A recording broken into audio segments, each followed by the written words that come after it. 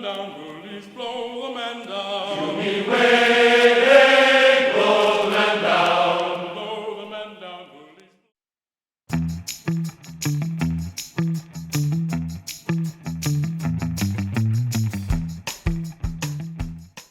This is my old Reliant 10-inch mini lathe. Well, these days they might call it a midi lathe. This is model DD70. It was very popular back in the day. I think I bought it around, 30 years ago. Yeah, pretty close. The date on this is 1993. I think that's exactly when I bought it. Bought it brand new. It served the purpose over the years. I don't do a lot of fine finish work, so I didn't need a high-end lathe. But back then, there weren't a whole lot of those type of lathes available. And this was actually pretty expensive for a Taiwanese made lathe back in the day with the value of the old dollar. And I've had it all these years. It's done well.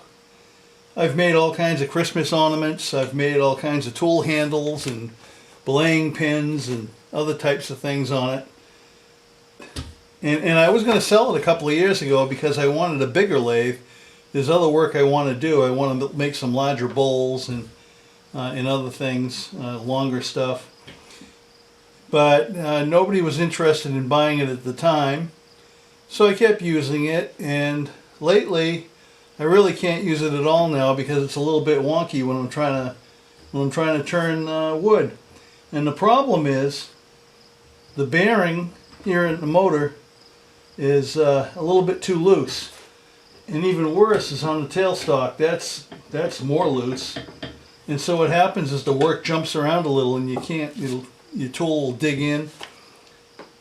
And this isn't really made to repair, to come apart and replace bearings and that kind of thing. In this tailstock, the way it's made, you can't really take this apart. You know, it's not really made for repairing and replacing bearings, so I might be able to do it, I might not. It's going to take a little bit of fabrication work. It depends on what I can find for parts, but I think it's worth an attempt. I'm not ready to run out and spend money to buy another lathe right now. I can't afford it, but I do need a lathe. I'll see what I can do with it. Start by opening this access door on the end. It's never really fit very well. This is how you change speeds on the lathe. You just move this belt up and down the two pulleys to speed up or slow down, depending on what you're turning.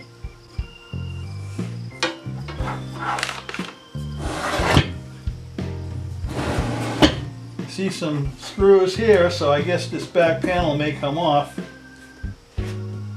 Give it a try. I've never had it off before.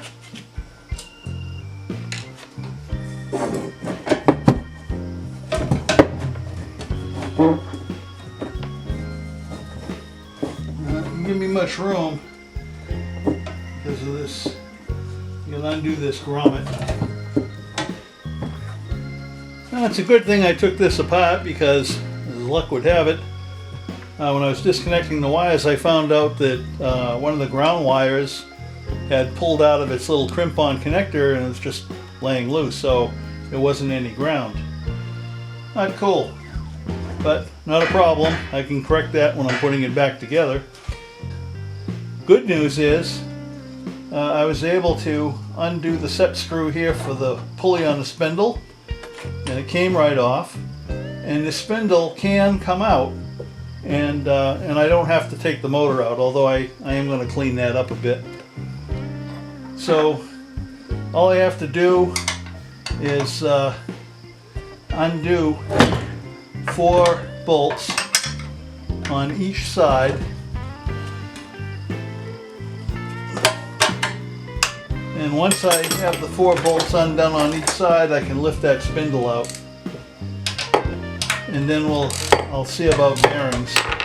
So I might be able to... The nice thing about bearings, they all have numbers on them. If you can read those numbers, they usually refer to a standard size. and somebody somewhere should have them in stock. I don't think they're anything special. So that's good as far as this end goes. And the next problem, once I get this spindle out, is tackling the tailstock. And I can take off the tailstock easy enough, but can I get it all apart? That's the question. So if I can do that, this lathe will be pretty much good as new, actually better, because I'll get some really good quality bearings. I won't use the cheesy ones. I want to make sure I have good bearings. Just have to take off these.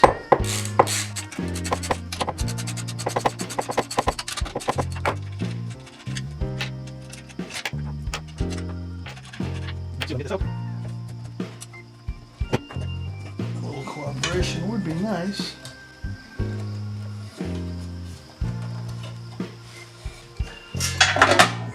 Okay, I finally got this spindle out, but I had to show it a little bit of tough love.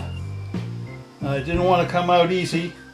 These bearings, these just sheet metal housings that fit over these bearings, just on very, very tight.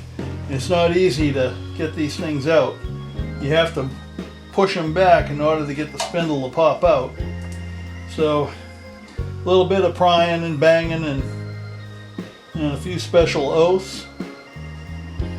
Now I have it out. And now that I have it out, yeah, this bearing here is going to have to be, I was just going to replace both of them, but it was the right there at the headstock there, right where you put on your spindle, or you put on the chuck, I should say, right where you put on the chuck, this bearing, this bearing's pretty well shot. This one doesn't seem too bad, but I might as well replace them both at the same time. I just have to get the, well, start taking off the tailstock, but that'll be easy.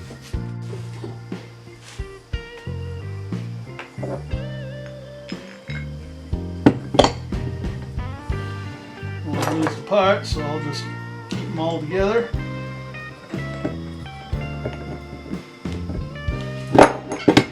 Okay, this is loose. It looks like this hand wheel is pinned.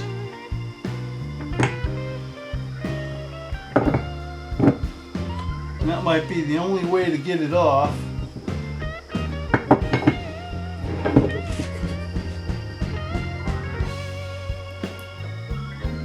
That might be an Allen or a hex socket. Yep.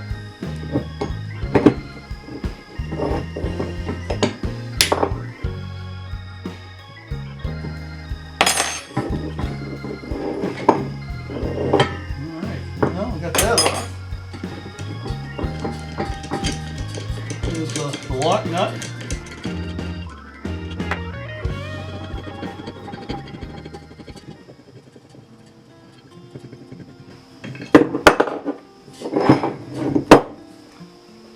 This is the problem. The bearing on this, it's a live center. And there's the bearing right there. So there's some way that I can pop that off. I might be able to replace that. I don't think it's going to be easy though. Nothing is. Well, as it turns out, the cap, this nose that goes on the live center, was just a press fit, and I was able to tap it right off, and all that's on the end of this threaded rod here is just a sealed bearing, like a standard type of ball bearing, and it's just pressed on. It's a press fit, so I can, with a little bit of heat, I should be able to pop that right off. Yeah, the numbers are good on it. So I'll be able to get the numbers off this one, off this spindle. Again, these are on with a press fit. I'll have to get a puller or something to pop them off. on that spindle. The bearing here and the bearing here are two different sizes, and this bearing is also, that's a third different size, so I have to get three different size bearings. And it might take me a while to order them and get them in, but then I can put the lathe back together and fix that ground that had come loose, and she'll be good as new. Well, I used a little bit of heat combined with a few love taps, and I was able to get these bearings off this spindle and this smaller one off this spindle, the tailstock one. Now I just have to clean them up a little bit so I can try to read the numbers off them. So I'll see what I can do with that.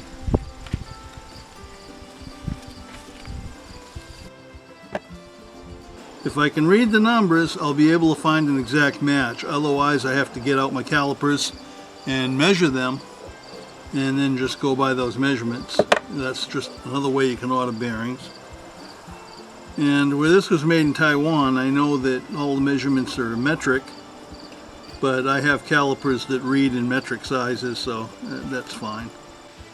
And I'll definitely have to get a magnifying glass. But this is where I'm at. The bearings are off, and I'll either get the numbers off them, or I'll just measure them, and I'll see if I can order a set. I was able to clean up the bearings a little bit better so I could read them without a magnifying glass, just using an old piece of used 220 grit sandpaper, and I just scuffed them a little bit, and I was able to read them quite clearly. And so I wrote them all down on a pad of paper here, but at the same time I also took out my digital calipers here. I measured the outside diameter, inside diameter, and the width of each bearing, and I put them beside the number of the bearing.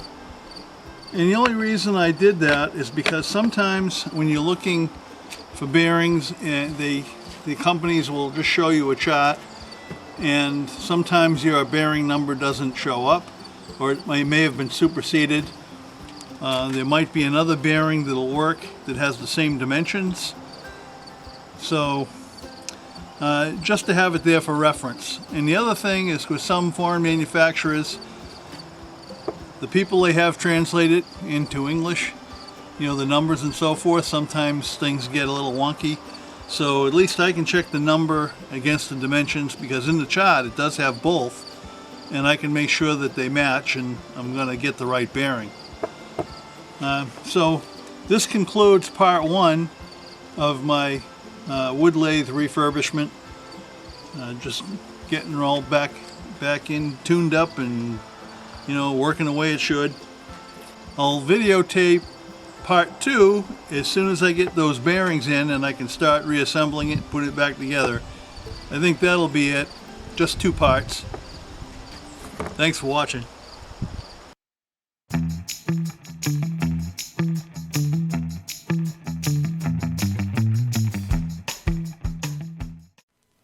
What shall we do with the drunken sailor? What shall we do with the drunken sailor? What shall we do with the drunken sailor?